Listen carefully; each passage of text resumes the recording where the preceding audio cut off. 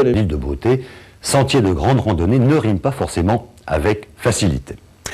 En tout cas, si randonner en Corse se mérite, encore faut-il savoir sortir des sentiers battus pour découvrir la véritable âme corse. C'est ce qu'ont fait cet été Étienne Fernagu et Christophe Delachat en prenant le pas d'un enfant du pays.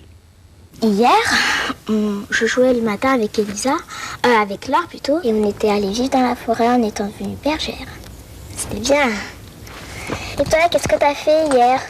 Moi, j'ai marché sur le sentier. Je suis parti de chez François-Marie. Je suis redescendu en marchant. J'aurais bien aimé t'emmener. Je t'emmènerai d'ailleurs, mais là, le sentier est pénible. Il fait chaud. Et le sentier est pénible. Donc, Et t'as fait quoi chez François-Marie? J'ai passé la nuit au refuge. Avec ton duvet?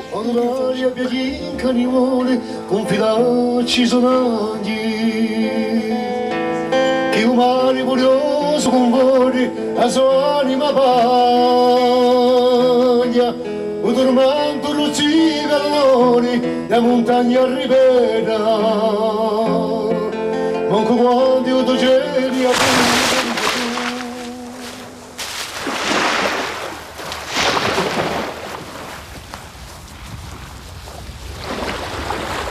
La Corse, pour beaucoup, c'est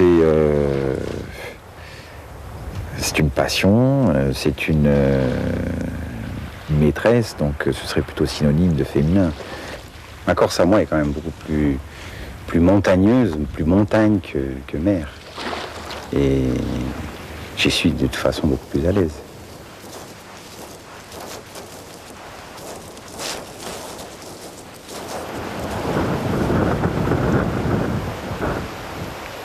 Comme d'autres sont ardéchois, lorrains ou bretons, Michel Polony est corse.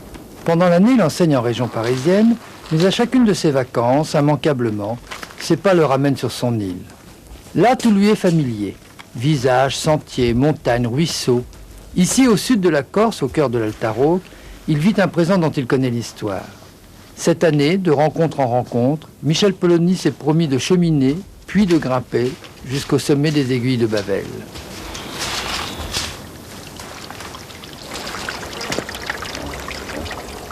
C'est ça que je voulais vous montrer.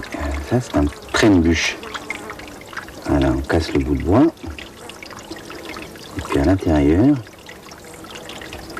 il y a un petit verre. Voilà. Un petit verre, là. Alors, on l'accroche à l'hameçon. On met la tête de l'hameçon, l'hameçon de la tête vers l'arrière, puis ensuite on laisse descendre l'hameçon dans l'eau, pêche les truites avec. Quand j'étais petit, je venais ici avec, avant d'aller à la pêche avec Vincent, mon oncle.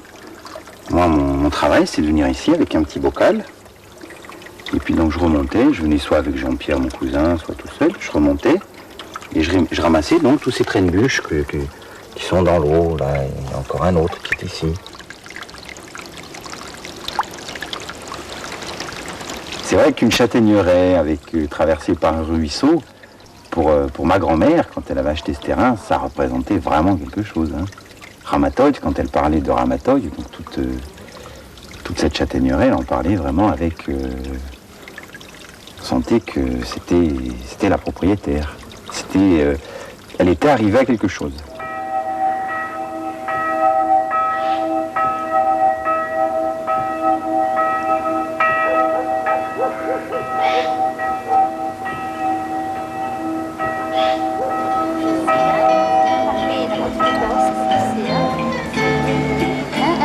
Chaque bourg a sa foire, ou plus exactement sa fête. En montagne, ces fêtes sont ancestrales et leur esprit est plus une affaire de tradition qu'une réponse à une quelconque demande touristique.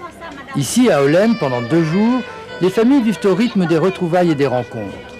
À cette occasion, Michel est heureux de flâner en compagnie de son oncle Vincent. C'est à cet homme qu'il doit en grande partie sa culture corse.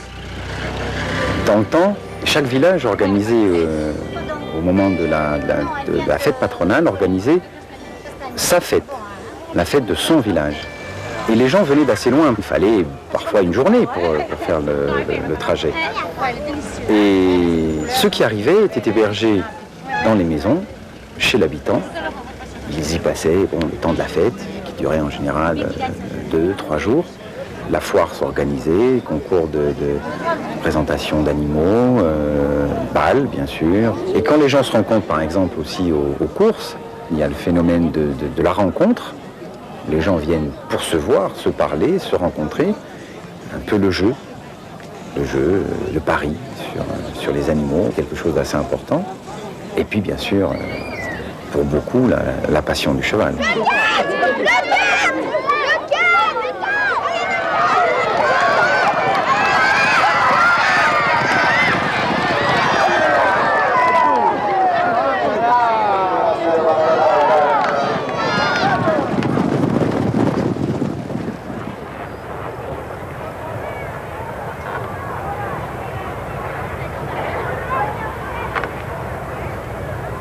Entre Michel et Vincent Beretti, il n'y a plus qu'une parenté, il y a aussi des aspirations communes. L'oncle était instituteur, son neveu l'est toujours. Pour l'un comme pour l'autre, observer et comprendre la nature est facteur de sagesse. Souvent, à l'occasion de balades, l'ancien lègue aux plus jeunes un regard et un savoir, une richesse dont on hérite lentement et qui ne se couche pas sur des actes notariés. Si bas que ça, vous n'avez pas vu. Bon, alors, tu vois, Michel, la population, autrefois, était beaucoup plus étalée et répartie qu'elle n'est actuellement.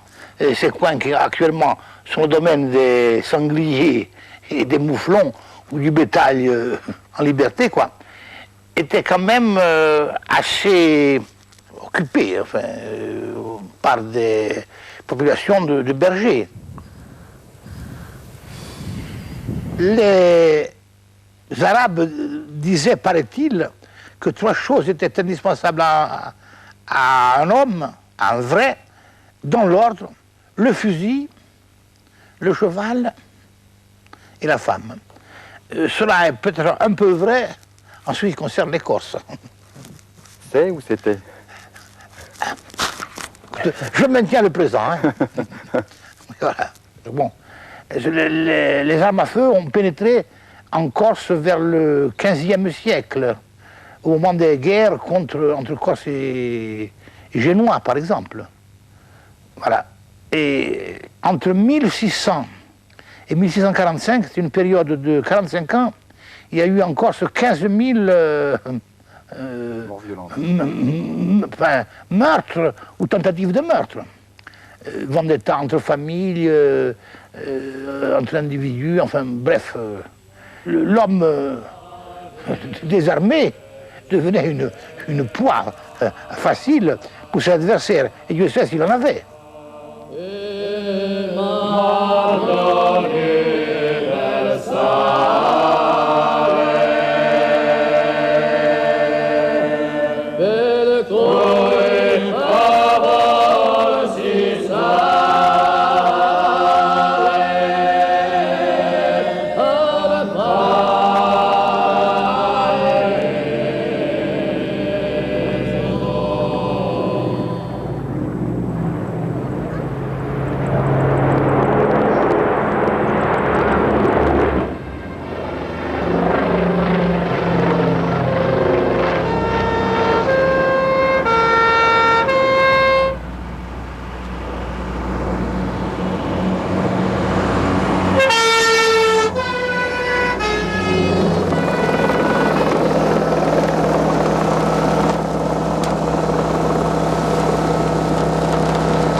Pascal, t'es en bout de tuyau.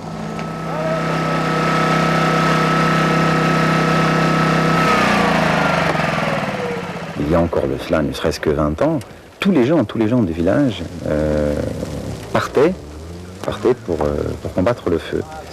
Se mettaient sous les ordres en général des gardes forestiers, ou des gardes de chasse qui connaissaient particulièrement bien les secteurs, les sentiers. Les gens montaient avec le pinatre, c'est-à-dire une espèce de petite machette courbe, et puis nettoyer l'espace enfin très très vite, puisqu'ils étaient très nombreux. Je les aborde un sentier, et puis ensuite allumer un contre-feu qui brûlait tout doucement à contre-vent l'herbe et puis le maquis qui poussait à proximité du sentier, et lorsque les deux feux se rencontraient, s'étouffaient par tout simplement manque d'aliments à brûler.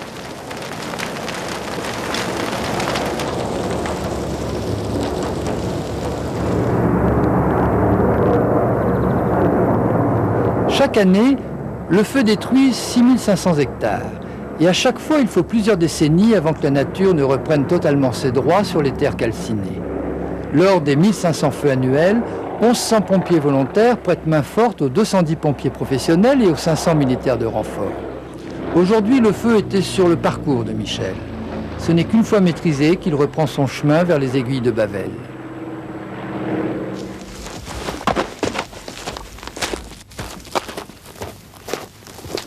Le GR20 pourrait effectivement devenir un petit peu polluant, d'abord parce que les marcheurs ne sont peut-être pas tous aussi, je dirais, rigoureux qu'il faudrait l'être, ont tendance à laisser leurs ordures un petit peu partout, dans des sacs plastiques posés dans des coins de rochers.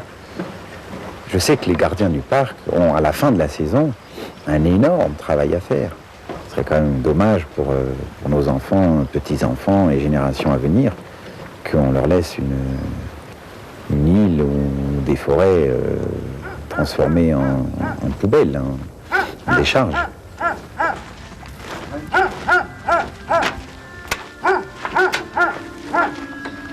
Un petit café pour le monsieur. Pas trop de ça, hein, parce qu'après, ça va plus aller, hein.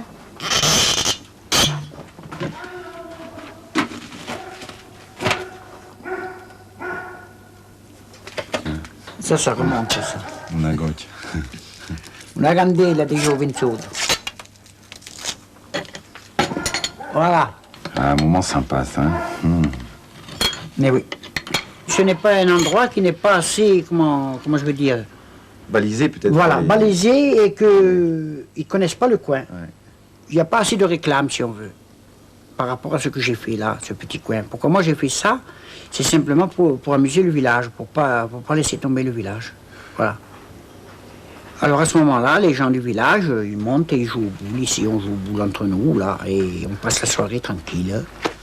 Et les gens, quand ils arrivent chez moi, ben, ils sont heureux, ils partent heureux. Et voilà, ils sont contents. Et ils retournent.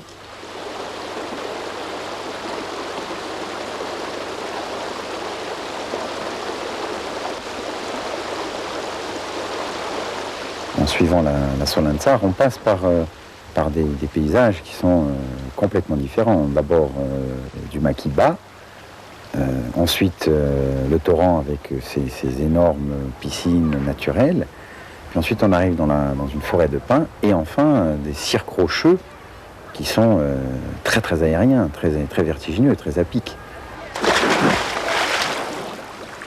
Lorsqu'on a bien marché ou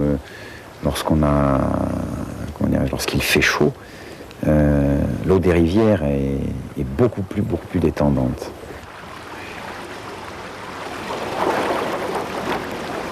Puis il y a le calme environnant qui ramène un petit peu à la sérénité.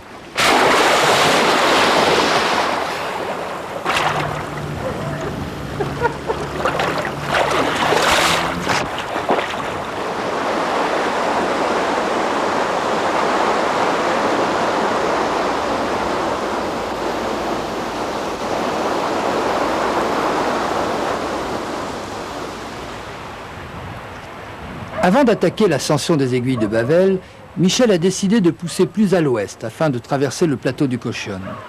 Pour cela, il s'en remet à l'expérience de Piero Milanini, dit Pietrou. Âgé de 59 ans, ce cavalier philosophe est entre autres celui qui a effectué, il y a plus de 20 ans, la première traversée à cheval des montagnes corses.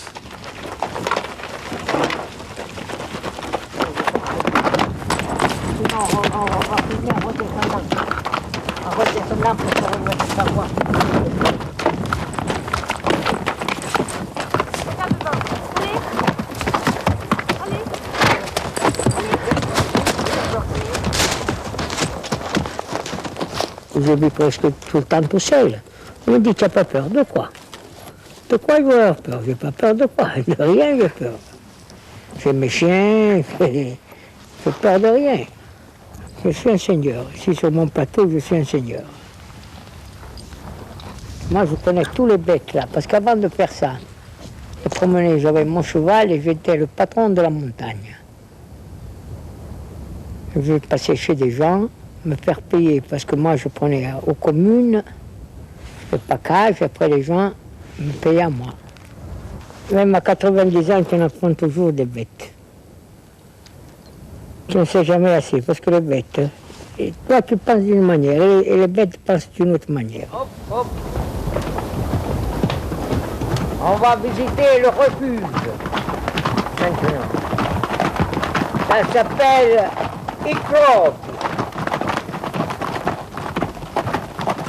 Tu vis avec les animaux, tu vois les gens qui sont bien, les gens qui ne sont pas bons, qui ne sont pas bien. Tu vois tout de suite. Rien qu'à sa démarche, à son allure et à la première parole, tu vois que c'est ce que c'est.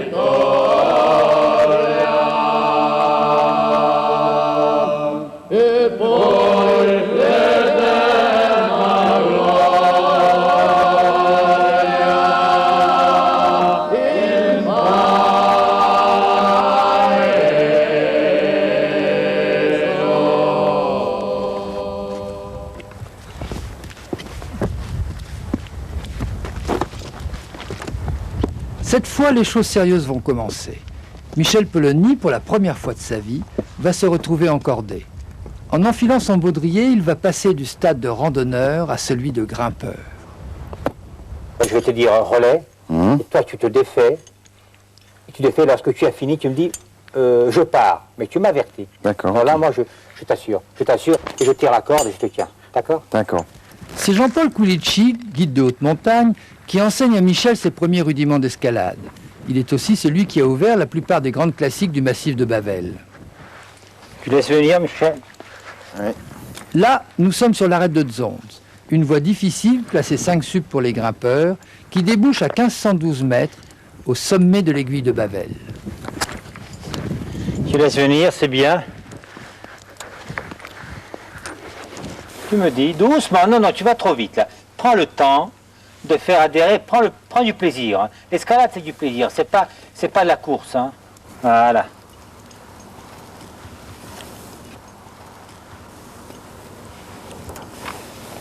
Oui. Voilà, debout, oui. Faut pas. Bien.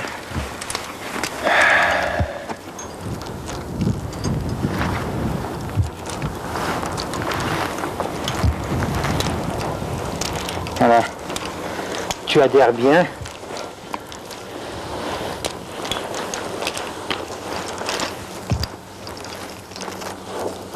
Voilà.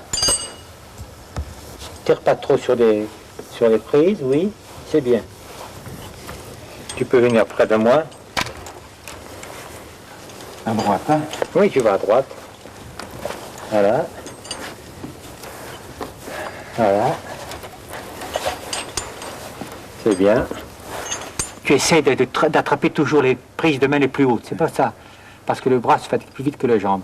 Essaye toujours de monter avec tes pieds, maximum, et en faisant des petits pas. Alors toujours faire attention, donner un petit coup de main pour entendre le bruit du rocher, le son du rocher. Ça peut t'aider. Du mot, Michel.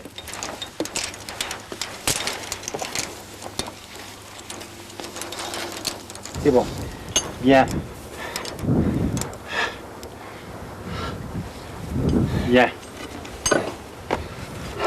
Et c'est ça qui est fantastique pour tout le monde, pour certains grimpeurs, pour certains guides et certains clients, disons, d'avoir cette notion d'aventure, de un petit peu de danger, mais des dangers maîtrisés. Parce qu'on place son matériel où on veut. Si on se sent bien, on fait 1 mètre en plus ou 2 mètres et on place son matériel. Et c'est ça le plaisir. C'est pour ça que je ne voudrais pas que la Corse et les bavés, là encore une fois, deviennent équipés ou seulement, appelons ça un spitodrome, comme ça se passe ailleurs. Allez.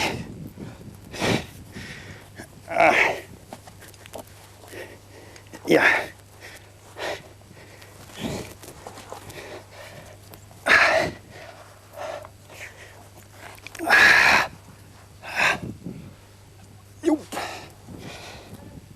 Passez!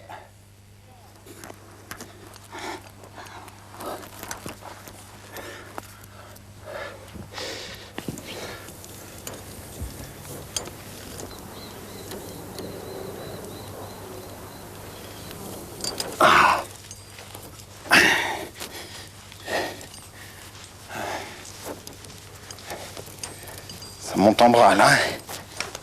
Voilà, bien.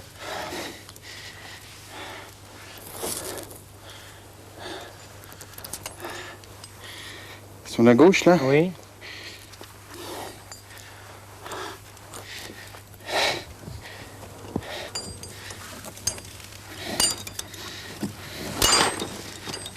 Voilà. Allez. C'est bon.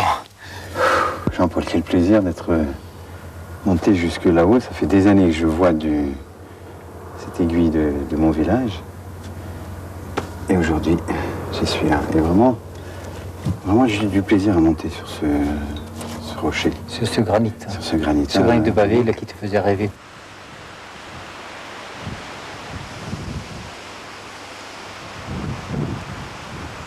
Le Corse a été, tout au long de son histoire, tourmenté. Il a une histoire tourmentée, il est lui-même relativement tourmenté. Et je pense qu'il lui manque la sérénité, il lui manque la paix. Oui, je suis corse, oui, je suis corse de nom, de parenté, de passion, de corse d'amour, absolument.